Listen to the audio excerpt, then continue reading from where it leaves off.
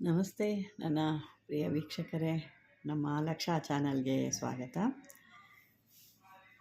ವೀಕ್ಷಕರೇ, ಇವತ್ತು ನೀವು ನೋಡ್ತಿರೋವಂಥದ್ದು ಒಂದು ಅದ್ಭುತವಾದಂಥ ಆ ಮಹಾಲಕ್ಷ್ಮಿ ಯಂತ್ರ ಅಂತಂದ್ಬಿಟ್ಟು. ಯಾಕೆಂದರೆ ಮುಂದೆ ಬರ್ತಿರೋ ಅಂಥದ್ದು ಒಂದು ಅದ್ಭುತವಾದಂಥ ಗ್ರಹಣ, ಹುಣ್ಣಿಮೆ ಗ್ರಹಣ ಭಾಳ ಚೆನ್ನಾಗಿದೆ. ಅಂಥ ಟೈಮಲ್ಲಿ ಇಂಥವೆಲ್ಲ ನೀವು ಮಾಡಿಟ್ಕೊಂಡಾಗ ನಿಮಗೆ ಮುಂದಕ್ಕಿದ್ದೊಳಗೆ ಒಳ್ಳೆ ಕೆಲಸ ಅನ್ನೋದು ಆಗುತ್ತೆ, ಪವರ್ಫುಲ್ ಕೆಲಸ ಆಗುತ್ತೆ. ಏನಪ್ಪ ಗ್ರಹಣದಲ್ಲಿ ಮಾಡಿದ್ರೆ ಒಳ್ಳೆಯದಾ ಅಂತ ನೀವು ಅಂದ್ಕೊತೀರಾ. ಕೆಲವೊಂದು ಗ್ರಹಣದಲ್ಲೇ ಮಾಡಬೇಕು, ಕೆಲವೊಂದು ಈ ಮಂತ್ರಗಳೆಲ್ಲ ಸಿದ್ಧಿ ಮಾಡಬೇಕೇನು ಹೇಳ್ತೀರಾ, ಮಂತ್ರದಲ್ಲೇ ಆವಾಗ ತಾನೇ ಸಿದ್ಧಿ ಮಾಡ್ಕೊಳ್ತೀವಿ. ಇದು ಕೂಡ ಅದೇ ಥರ. ಇದನ್ನು ಒಂದು ಗ್ರಹಣ ಒಂದು ಸಮಯ ಅಂತ ಇರುತ್ತೆ, ಅದನ್ನು ನೋಡ್ಕೊಳ್ಳಿ. ಕ್ಯಾಲೆಂಡ್ರಲ್ಲೋ ಅಥವಾ ಬೇರೆ ಕಡೆನೋ ಹೇಳ್ತಾ ಇರ್ತಾರೆ, ಅದನ್ನು ನೋಡ್ಕೊಳ್ಳಿ. ಯಾವ ಸಮಯದಿಂದ ಯಾವ ಸಮಯಕ್ಕಿದೆ ಅಂತ ನೋಡಿಕೊಂಡು ಆ ಒಂದು ಟೈಮ್ನಲ್ಲಿ ನೀವು ಕೆಲವೊಂದು ಮಂತ್ರಗಳನ್ನ ಸಿದ್ಧಿ ಮಾಡ್ಕೊಳ್ಳಿ. ಆ ಸಿದ್ಧಿ ಮಾಡಾದಮೇಲೆ ಮೋಕ್ಷ ಸಿಕ್ಕಂತ ಆದಮೇಲೆ ಈ ಒಂದು ಇದನ್ನು ಬರ್ಕೊಳ್ಳಿ ನೀವು. ಅಂದರೆ ಆ ಯಂತ್ರಗಳು ನೀವು ಸರಿಯಾದ ರೀತಿಯಲ್ಲೆಲ್ಲ ಶುದ್ಧಿ ಮಾಡಿಟ್ಕೋಬೇಕು. ಶುದ್ಧಿ ಮಾಡಿ ಅದಕ್ಕೆ ಜೀವ ಕಳೆ ಕೊಟ್ಟು ಪವರ್ಫುಲ್ ಎಲ್ಲ ಕೊಟ್ಟು ಅದಕ್ಕೆ ಪ್ರಾಣ ಪ್ರತಿಷ್ಠಾಪನೆ ಮಾಡಿ ಇಟ್ಕೋಬೇಕು. ತದನಂತರ ಈ ಒಂದು ಮಾಡಿಕೊಂಡಾಗ ನಿಮ್ಗೆ ಒಳ್ಳೆ ಅಭಿವೃದ್ಧಿ, ಆ ಮಹಾಲಕ್ಷ್ಮಿ ಒಂದು ಕಟಾಕ್ಷ ನಿಮಗಾಗುತ್ತೆ. ಯಾಕೆ ಅಂತಂದರೆ ಕೆಲವೊಂದು ನಮ್ಮ ಹೆಣ್ಮಕ್ಳಾಗ್ಬೋದು, ಪುರುಷರಾಗ್ಬೋದು, ಸ್ತ್ರೀ ಆಗ್ಬೋದು, ಯಾರೇ ಆಗ್ಬೋದು, ಈ ಲಲಿತಾ ಸಹಸ್ರನಾಮಾವಳಿ ಅಥವಾ ದೇವಿ ಖಡ್ಗಮಾಲ ಮತ್ತಿನ್ನು ಸಾಕಷ್ಟು ಬೇರೆ ಬೇರೆದು ಹೇಳ್ತಾ ಇರ್ತೀರ. ಇದನ್ನು ನೀವು ಸುಮ್ಮನೆ ಜಪ ಮಾಡಿ ಹೇಳೋದಕ್ಕಿಂತ ಒಂದು ಚಕ್ರ ಬರೆದು ಆ ಚಕ್ರದ ಮೇಲೆ ನೀವು ಮಾಡಿಕೊಂಡ್ರೆ ಇನ್ನೂ ಅದ್ಭುತವಾದಂಥ ಒಂದು ಫಲ ನಿಮ್ಗೆ ಸಿಗುತ್ತೆ. ಅದನ್ನು ನಾನು ಮುಂದಿನ ವಿಡಿಯೋದಲ್ಲಿ ಹೇಳ್ತೀನಿ. ಯಾಕೆಂದರೆ ಈಗ ಬರ್ತಾ ಇರೋವಂಥ ಭಾಳ ಅದ್ಭುತವಾದಂಥದ್ದು. ಎಲ್ಲರ ಕಷ್ಟಗಳನ್ನ ನೀಗಬೇಕು ಅಂದರೆ ಆ ಮಹಾಲಕ್ಷ್ಮಿ ಇರಬೇಕು. ಮಹಾಲಕ್ಷ್ಮಿನೂ ಬೇಕು, ಮಹಾಸರಸ್ವತಿನೂ ಬೇಕು. ಜ್ಞಾನ ಇದ್ದರೆ ಹಣ ಬರಲ್ಲ, ಹಣ ಇದ್ದರೆ ಅದನ್ನು ಬಳಸ್ಕೊಳ್ಳೋಕ್ಕೆ ಹೇಗೆ ಅಂತ ಜ್ಞಾನ ಬೇಕು. ಅದರಿಂದ ಲಕ್ಷ್ಮೀ ಸರಸ್ವತಿ ಇಬ್ಬರೂ ನಮಗೆ ಬೇಕು. ಈಗ ನಾನು ನೋಡ್ತಿರೋ ಅಂಥದ್ದು ಮಹಾಲಕ್ಷ್ಮಿ ಯಂತ್ರ ಅಂತ. ಇದು ಒಂದು ಅದ್ಭುತವಾದಂಥ ಯಂತ್ರ. ಯಾಕೆಂದರೆ ಎಲ್ಲರೂ ನೀವು ತೋರಿಸಲ್ಲ ಅಂತ ಹೇಳ್ತಾರೆ. ಈಗ ನಾನು ಅದನ್ನೇ ನೋಡಿ ನಿಮ್ಮ ಮುಂದೆನೇ ನಾನು ಇಟ್ಟಿದ್ದೀನಿ. ಅದನ್ನು ಹೇಗೆ ಬೇಕೋ ನೀವು ಅದನ್ನು ಒಳ್ಳೆ ರೀತಿಲಿ ಬರ್ಕೋಬೋದು. ಹೀಗೆ ಇದನ್ನು ಒಂದು ತಾಮ್ರದ ತಗಡಿನಲ್ಲಿ ಬರ್ಕೋಬೋದು ನೀವು. ತಾಮ್ರದ ತಗಡು ನಾನು ಮೊದಲೇ ಹೇಳಿದ್ದೀನಲ್ವ, ಅದನ್ನೆಲ್ಲ ಶುದ್ಧಿ ಮಾಡಿ ಜೀವ ಕಳೆ ಕೊಟ್ಟು ಅದಕ್ಕೆಲ್ಲ ನೀವು ರೆಡಿ ಮಾಡಿ ಇಟ್ಕೋಬೇಕು. ಅದನ್ನು ಸುಮ್ಮನೆ ತಂದ್ರಿ ಅಂಗಡಿಲಿ ನೀರೆಲ್ಲ ಹಾಕಿ ತೊಳೆದ್ಬಿಟ್ಟು ಇಟ್ಕೊಂಡ್ರೆ ಅದೇನೂ ಕೆಲಸನೂ ಮಾಡಲ್ಲ. ಅದಕ್ಕೆ ಸಾಕಷ್ಟು ಒಂದು ವ್ಯವಸ್ಥೆ ಇರುತ್ತೆ. ಅದನ್ನು ಆ ರೀತಿ ಮಾಡ್ಕೊಂಡೋಗಲೇ ಅದು ನಾನು ಅದನ್ನು ಲಾಸ್ಟಲ್ಲಿ ಸುಡ್ತೀನಿ. ಅದು ಮಾಡಿದಾಗ ಅದರಲ್ಲಿ ಇರುವಂಥ ಏನೇ ದೋಷಗಳಿದ್ರೂ ಹೊರಟೋಗುತ್ತೆ. ಅದು ಒಬ್ಬೊಬ್ರಿಗೆ ಒಂದೊಂದು ರೀತಿ ಇರುತ್ತೆ. ಅದನ್ನು ನೀವು ಮಾಡ್ಕೊಳ್ಳಿ. ಈ ಒಂದು ತಾಮ್ರದ ತಗಡಿನಲ್ಲಿ ಇದನ್ನು ಬರಿಬೇಕಾಗುತ್ತೆ. ಇದಕ್ಕೇನಪ್ಪ ಅಂತಂದರೆ ಬರೆಯೋ ಅಂಥದ್ರಲ್ಲಿ ಏನು ಅಂತ ಹೇಳಿದೆ ಅಲ್ವ ನಾನು, ಇದನ್ನೆಲ್ಲ ಪೂಜಾ ಇದರಿಂದೆಲ್ಲ ಶುದ್ಧಿಗೊಳಿಸಿ ಯಾವ ರೀತಿ ಮಾಡಬೇಕು, ನಿಮ್ಮ ಸಂಕಲ್ಪ ಏನಿದೆ ಅನ್ನೋದೆಲ್ಲ ಹೇಳ್ಕೋಬೇಕು. ನಿಮ್ಮ ಸಂಕಲ್ಪ ಏನಾಗಬೇಕು, ಏನಿರಬೇಕು ನಿಮಗೆ ಅಂತ ಕೇಳ್ಕೋಬೇಕು. ಇದನ್ನು ಬರೆಯೋಕ್ಕೆ ನೀವೇನು ಮಾಡಬೇಕು, ಅಷ್ಟಗಂಧ ಬರುತ್ತಲ್ಲ, ಅಷ್ಟಗಂಧದಲ್ಲಿ ಬರಿಬೇಕು. ಮತ್ತು ಅದರ ಮೇಲೆ ಆ ಅಷ್ಟಗಂಧದಿಂದನೇ ಲೇಪನ ಕೂಡ ಮಾಡಬೇಕು. ಲೇಪನ ಮಾಡಿ ಇದಕ್ಕೆ ಬರೆದಾದ ಮೇಲೆ ನಿಮ್ಮ ಒಂದು ದೇವ್ರ ಮೇಲಿಟ್ಟು ಮಾಮೂಲಿ ಮಹಾಲಕ್ಷ್ಮಿಗೆ ಯಾಕೆ ಪೂಜೆ ಮಾಡ್ತಿರೋ ಒಂದು ಪ್ರಸಾದ ಹಿಟ್ಟು, ಹಣ್ಣು ಹಂಪಲು ಹಿಟ್ಟು, ಹೂಗಳಿಂದ ಹಾಕಿ ಹೆಂಗೆ ಈ ಚಕ್ರಕ್ಕೆ ನೀವು ಆ ಮಹಾಲಕ್ಷ್ಮಿಗೆ ಹೆಂಗೆ ಪೂಜೆ ಸೇಮ್ ಇದು ಮಹಾಲಕ್ಷ್ಮಿ ಧನ ಪ್ರಾಪ್ತಿಗಾಗಿ ಮಹಾಲಕ್ಷ್ಮಿ ಯಂತ್ರ ಅಂತ ಇದಕ್ಕೆ ಇರುತ್ತೆ. ಇದು ಹಾಗಾಗಿ ನೀವು ಹೆಂಗೆ ಮಾಡ್ಕೊಳ್ತೀರೋ ಆ ರೀತಿ ಆ ಮಹಾಲಕ್ಷ್ಮಿ ನಿಮ್ಮ ಮೇಲೆ ದಯೆ ತೋರಿಸ್ತಾಳೆ.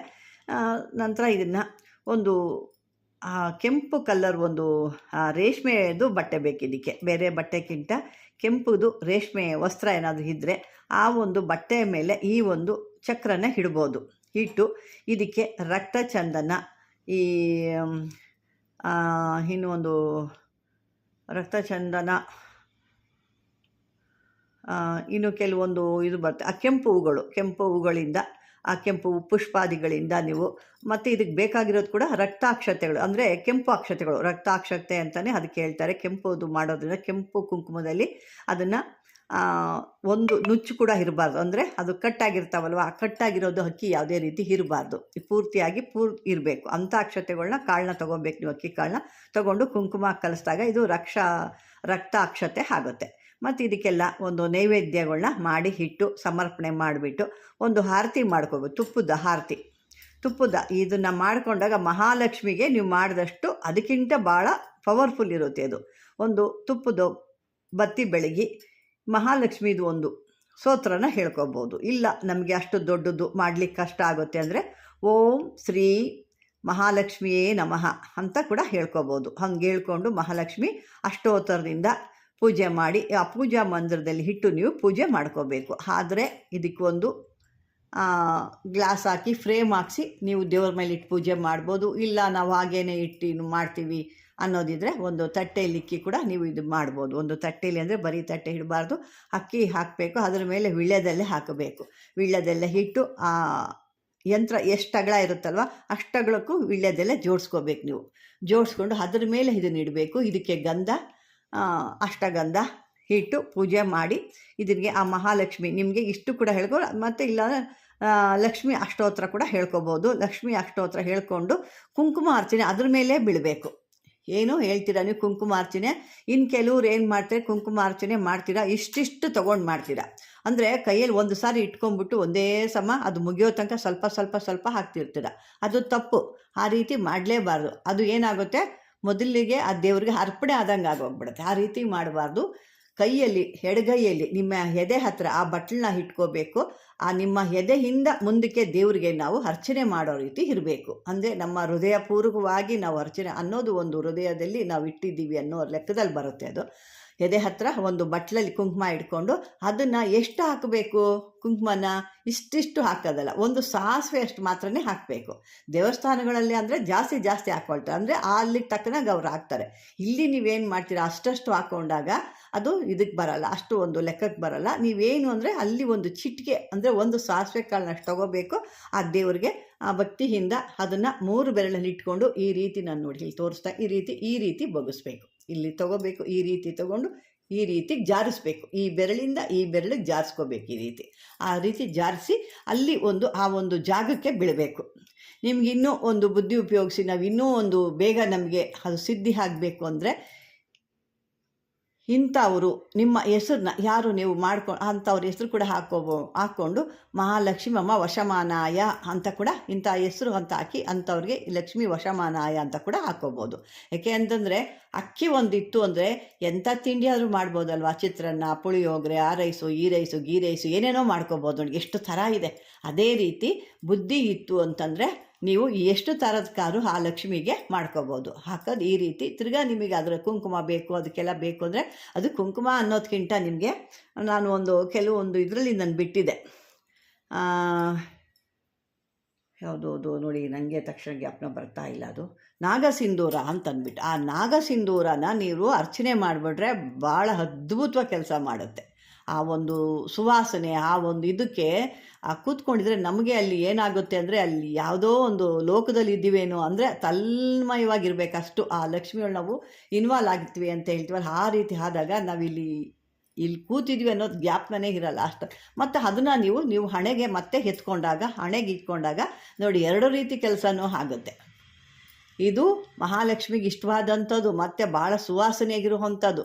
ಅದೇ ಹಾಕ್ತೀರ. ಅದ್ರ ಜೊತೆಗೆ ತಿರ್ಗಾ ಅದು ಆದಮೇಲೆ ಅದನ್ನು ಹಚ್ಕೊಳ್ಳಿಕ್ಕೆ ಹಣೆಗೆ ಅದನ್ನೇ ಎತ್ಕೊಳ್ತೀರ. ಮತ್ತು ಇಲ್ಲಿ ಏನಾಗುತ್ತೆ ಹೇಳಿ, ನಿಮ್ಮಲ್ಲಿ ಇರೋವಂಥ ದೋಷ ಕೂಡ ಹೋಗುತ್ತೆ.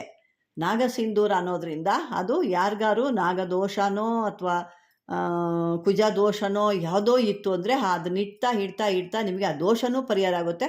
ಮತ್ತು ಮುಖದಲ್ಲಿ ಒಂದು ಕಳೆ, ಆ ಕಳೆ ಅಂದರೆ ಆ ಲಕ್ಷ್ಮಿ ಕಳೆ ಅಂತ ಹೇಳ್ತಾರೆ. ಕೆಲವರು ಹೇಳ್ತಾ ಇರ್ತೀವಿ ನೋಡಿ, ನಾವು ಸಾಮಾನ್ಯವಾಗಿ ಯಾರು ನೋಡಿದಾಗ ಏನು ಲಕ್ಷಣ ಆಗಿದ್ದವರಪ್ಪ, ಎಷ್ಟು ವಯಸ್ಸಾದರೂ ಎಷ್ಟು ಲಕ್ಷಣ ಕಾಣ್ತಾರೆ, ನೋಡಿದ ತಕ್ಷಣ ಒಂಥರ ಏನೋ ಒಂದು ಗೌರವ ಬಂದ್ಬಿಡುತ್ತೆ ಅವ್ರ ಮೇಲೆ ಅನ್ನೋದು ಏನೋ ಒಂದು ನಮ್ಮ ಮನಸ್ಸಿಗೆ ಬಂದ್ಬಿಡುತ್ತೆ.